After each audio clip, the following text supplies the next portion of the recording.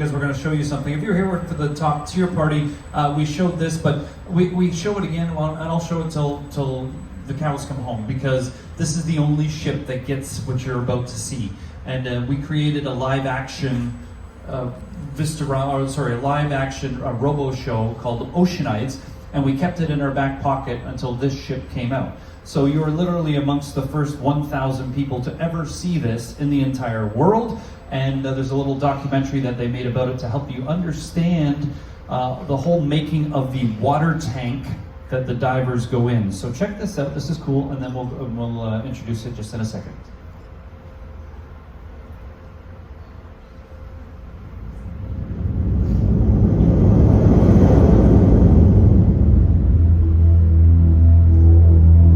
I think we're doing something that's never been done before. What's exciting is making the impossible possible, making the audience feel that what they're seeing is impossible. We are at the precipice of a completely new form of cinematography.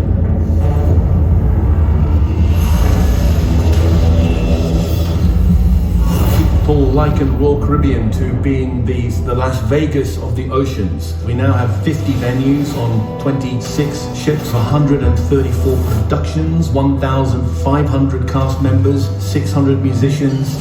The crown jewel in the entertainment package is, of course, the RoboScreen installation. 6 robots, 6 axes each, 36 axes with 6 massive video screens. We had to go to the best people in the world to help us execute video on it, and there was no question that it was moment factory. We use a lot of technology, we use a lot of interactivity, and we mix a lot of the physical world with the digital world.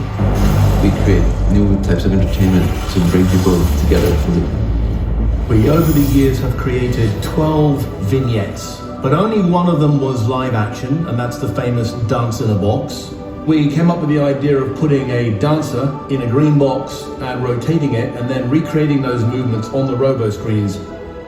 Oceanides is the second in the Dance in a Box series. Nick and Julian came up with this idea of doing this in water tank.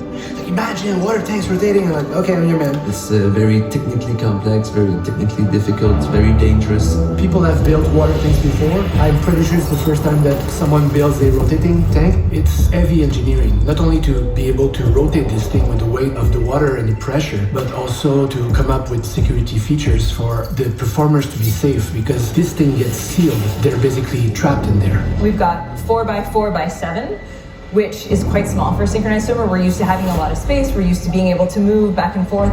It is a dance show, but there are levels of symbolism. Oceanide is the story of a pearl diver who dives into the ocean to find treasures. She comes across a group of water nymph. It's a fairy tale, it's a fantasy, and it's an adventure.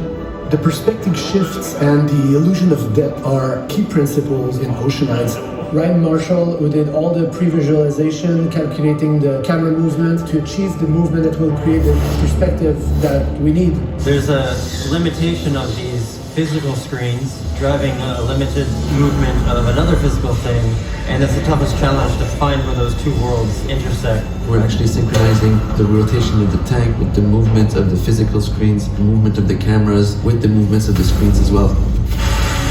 There were a few little technical hiccups. We have a computer-controlled camera. Would it hit someone in the head? Yes. The first time we rotated the tank, would it leak? Yes. This is still a stunt, and the worst thing that you can do is start overlooking stuff. There's over 250 lighting cues in the show. 35 seconds without air, without breathing, basically working blindly. It's very disorienting. So if you're at all claustrophobic, it's a little scary. The idea behind the ending of the show is to drain the water out of the tank, and Miho, one of our performers, injured herself. The suction of the water was stronger than what she was prepared for, so she ended up being pulled at the bottom of the tank very fast. It was very stressful. We had to stop everything to make sure that Miho was all right. So we really didn't know if Miho would be able to get back on the set. Miho did come back the next day with a big smile, and she wanted to get back in the tank and finish filming her scenes. It was very inspiring. we decided on a new ending which would be symmetrical to the beginning. Everything was real and live on camera. We wanted to use real animals. Koi fish are colorful, tropical, and caimans, small crocodiles, and one baby alligator. It's really impressive when you start seeing these tanks moving. You can like, wow, this is impossible. What's going on? It's fantastic. It's really fun. I mean, we have a really great creative space to be working and to be growing. I am a kid at heart. This is obviously playtime. Very happy, over the moon. I think with this film, we achieved something that is both aesthetically and technically a prowess. This really is a dynamic video live performance that I think will be awe-inspiring to people that see it. I feel extremely lucky to bring back what's at the heart of Royal Caribbean, the ocean. There was a tendency for us to slightly forget the ocean outside the window. This is a really good reminder of what we're doing and where we are. I think that's a good line to close out on.